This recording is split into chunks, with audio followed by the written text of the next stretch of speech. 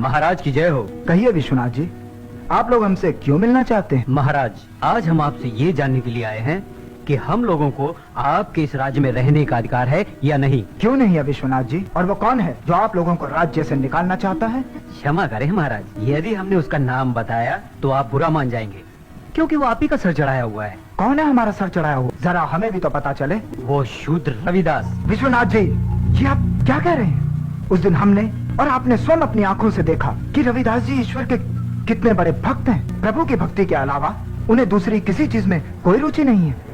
वो भला क्यों चाहेंगे कि आप लोग इस राज्य में ना रहें? क्षमा करें महाराज, रविदास जो दिखता है वो है नहीं। अरे वो कोई प्रभु का सच्चा भक्त नहीं है, वो तो केवल मायावी चमत्कार करता है एवं काला जादू दिखाता है।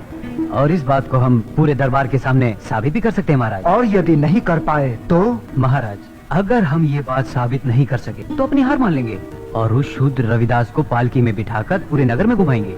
और अगर वो हार गया तो उसे भी यही करना होगा महाराज। साथ ही उसे राज्य छोड़कर हमेशा हमेशा के लिए यहाँ से जाना होगा महाराज। ठीक है, हमें तुम्हारा प्रस्ताव मंजूर है। अब ये भी बता दो, तुम किस प्रकार अपनी बात सच साबित करोगे? महाराज, पहले उस रविदास को इस राजसभा में बुलवाया जाए और आगे की सारी बात हम उसकी उपस्थिति में ही आपको बताएंगे। ठीक है मंत्री जी, पूरे सम्मान के साथ रविदास जी को हमारे दरबार में शीघ्र उपस्थित कीजिए और उनसे कहना ये हमारा हुक्म नहीं, हमारी प्रार्थना है। जो आ गया महाराज। संत रविदास की जय हो। कहिए, आपने आने का कष्ट कैसे किया? रविदास जी, महाराज ने आपको दरबार में बुलाया है। महाराज ने मुझे दरबार में बुलाया है? सच मेरे लिए आज बड़े सौभाग्य का दिन है। चलिए भाग्यवान, मैं जरा महाराज के दर्शन करके आता। पर आप लौटेंगे कब तक? अरे जल्दी लौट आऊंगा भाग्यवान। चलिए चलिए जल्दी से।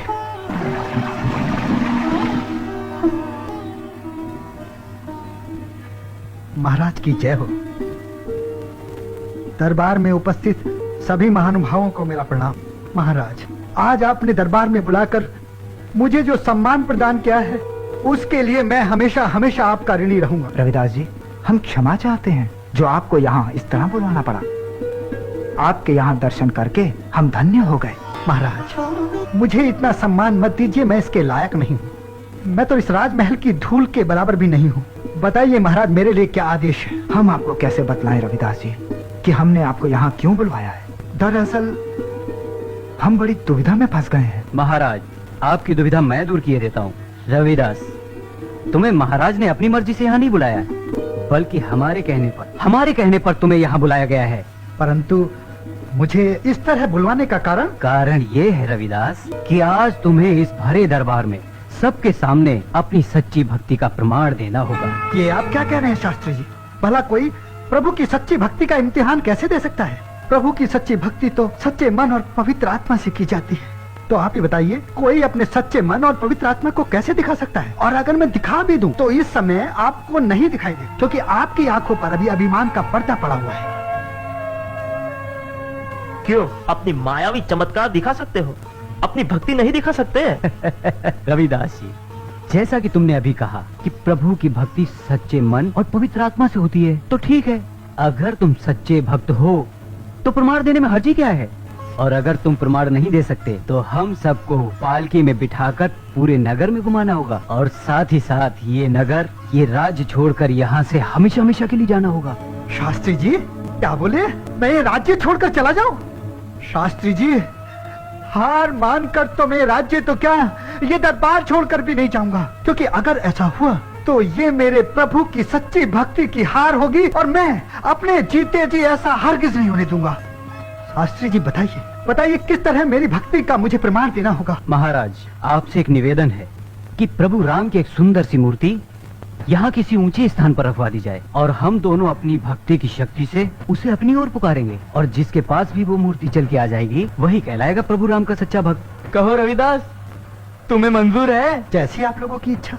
प्रभु राम ने शबरी के जूठे बेर खाकर ये साबित कर दिया था कि वो सिर्फ प्रेम के भूखे हैं और हम सब उनके लिए समान हैं। और आज अगर मुझे दशरथ पुत्र श्री राम को अपनाने का मौका मिल रहा है तो मैं इस मौके को व्यर्थ नहीं जाने दूंगा।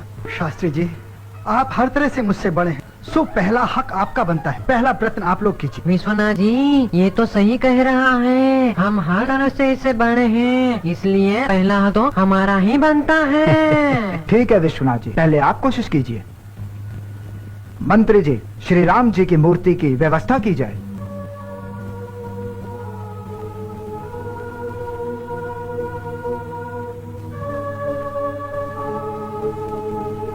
विश्वनाथ जी, अब आप लोग अपना प्रयत्न प्रारंभ करें। हे प्रभु हमारे पास आ जाइए। आ जाइए ना प्रभु जी, हमारे पास आ जाइए, आ जाइए, आ जाइए प्रभु, आ जाइए। हे प्रभु, मैंने जीवन भर आपकी सेवा की, हमारी लाज बचा लो प्रभु। हे प्रभु, हमारे पास आकर बता दो कि हम ही आपके सच्चे भक्त हैं और आप हमारे श्री राम हैं। हे प्रभु, हमारे पास आकर ढोंगी और मायावी लोगों का मुंह काला कर दीजिए। हे प्रभु, एक बार आ जाइए प्रभु, आ जाइए प्रभु, एक बार आ जाइए प्रभु, आ जाइए प्रभु। हे प्रभु, आ जाओ प्रभु। हे प्रभु, हे प्रभु श्री राम, हम आपके सच्चे भक्त हैं। हे प्रभु श्री राम, आ जाइए। हे प्रभु, आ जाइए प्रभु, हम आपके सच्चे भक्त हैं प्रभु। आना ही होगा आपको। हे प्रभु, हमारी लाज बचानी होगी आपको। आ जाइए प्रभु। हे प्रभु, हे प्रभु श्री राम, आज आपको हमारी लाज बचानी होगी प्रभु। आज आपको आना ही होगा। आ जाइए प्रभु। विश्वनाथ जी, आपका प्रयत्न पूरा हो गया या अभी भी कुछ बाकी है?